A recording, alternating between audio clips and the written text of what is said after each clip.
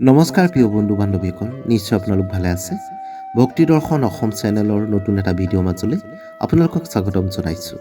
আজি আপোনালোকৰ মাজলৈ অতি গুৰুত্বপূৰ্ণ কথাৰে এটা ভিডিঅ' বনাই লৈ আহিছোঁ।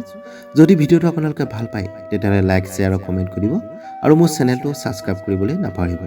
আহকচোন আজি ভিডিঅ'টোৰ মাজলৈ আগবাঢ়ি যাওঁ। আপুনি বহুত কষ্টৰ অপ্ৰাণ চেষ্টা কৰিও জীৱনত সফলতা লাভ কৰিব পৰা নাই নেকি? যদি সফলতা লাভ কৰিব পৰা নাই তেতিয়াহ'লে শ্ৰীকৃষ্ণৰ মুখৰ এই কথাখিনি এবাৰ শুনক। এই কথাখিনি শুনাৰ পিছত আপুনি নিশ্চয় জীৱনত সফলতা লাভ কৰিবলৈ সক্ষম হ'ব। আহকচোন আজি কথাখিনিৰ মাজলৈ আগবাঢ়ি যাওঁ। আজি আপোনালোকক সফলতাৰ কথাখিনি এটা কাহিনী আকাৰত ক'ম। যদি কাহিনীটো আপোনালোকে ভাল পায় তেতিয়াহ'লে ভিডিঅ'টো লাইক, শ্বেয়াৰ আৰু কমেণ্ট কৰি দিব আৰু মোৰ চেনেলটো ছাবস্ক্ৰাইব কৰিবলৈ নাপাহৰিব। আহকচোন আজি কাহিনীটোৰ মাজলৈ আগবাঢ়ি যাওঁ। এবাৰ শ্ৰীকৃষ্ণ আৰু অৰ্জুন ফুৰিবলৈ গ'ল। বাটত এজন দৰিদ্ৰ বামুণক ভিক্ষা মাগি থকা দেখা পাই অৰ্জুনৰ দয়া উপজিল আৰু অৰ্জুনে বামুণক এটোপোলা স্বৰ্ণমুদ্ৰা দান দিলে। দৰিদ্ৰ বামুণে সেইখিনি স্বৰ্ণমুদ্ৰাৰে ঘৰৰ কাৰণে, পত্নীৰ কাৰণে বহুত দিনৰ পৰা মনতে পুহি ৰখা সম্পদবোৰ অনায়াসে ক্ৰয় কৰি বহুতদিনীয়া অভাৱবোৰ পূৰণ কৰাৰ সপোন ৰচিব ধৰিলে। বাটত এজন ডকাইতে পাই ব্ৰাহ্মণৰ স্বৰ্ণমুদ্ৰাখিনি থপিয়াই কাঢ়ি লৈ গ'ল আৰু বামুণে পুনৰ ভিক্ষা মাগিব ধৰিলে। বামুণক আকৌ ভিক্ষা মগা দেখি অৰ্জুনৰ দুখ লাগিল আৰু এইবাৰ এটা মূল্যৱান মণিক ব্ৰাহ্মণক দান কৰিলে। ব্ৰাহ্মণ এইবাৰ সাৱধানে মণিকটো নি ঘৰৰ চুকত থকা এটা কলহত সুমুৱাই থৈ নিশ্চিন্ত মনে টোপনি গ'ল। ব্ৰাহ্মণীয়ে কলহটো লৈ পানী আনিবলৈ গ'ল। কলহটো আওখালোতে নৈৰ পানীৰ কোবাল সোঁতে কলহৰ পৰা মাণিকটো বোৱাই লৈ গ'ল।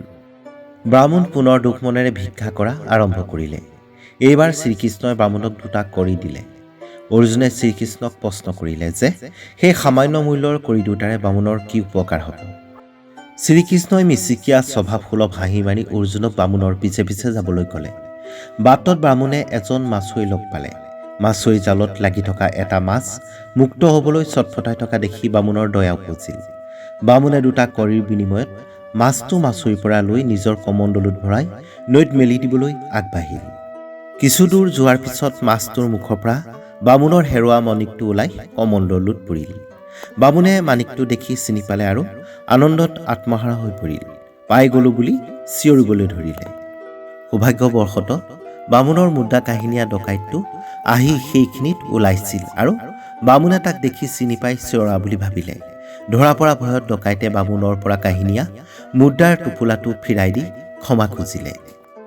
অৰ্জুনে কাণ্ড দেখি আচৰিত হৈ শ্ৰীকৃষ্ণক সুধিলে, এইটো তোমাৰ কেনে লীলা প্ৰভু?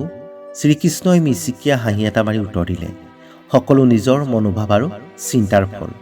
তুমি দিওঁতে ব্ৰাহ্মণে কেৱল নিজৰ সুখ সমৃদ্ধিৰ কথা চিন্তা কৰিছিল। মই দিওঁতে তেওঁ মাছটোৰ বা আনৰ দুখ দূৰ কৰাৰ চিন্তা কৰিলে। ঈশ্বৰে তেতিয়াহে সহায় কৰে যেতিয়া তুমি আনৰ বাবে চিন্তা কৰিবা। আজিৰ ভিডিঅ'টো চাই আপোনালোকে কেনেকুৱা পালে কমেণ্টৰ যোগেদি জনাবলৈ নাপাহৰিব। আকৌ এনেকুৱা নতুন ভিডিঅ' আপোনালোকৰ মাজলৈ লৈ অনাৰ প্ৰতিশ্ৰুতিৰে আজি আপোনালোকৰ পৰা মই বিদায় লৈছোঁ। ধন্যবাদ, নমস্কাৰ।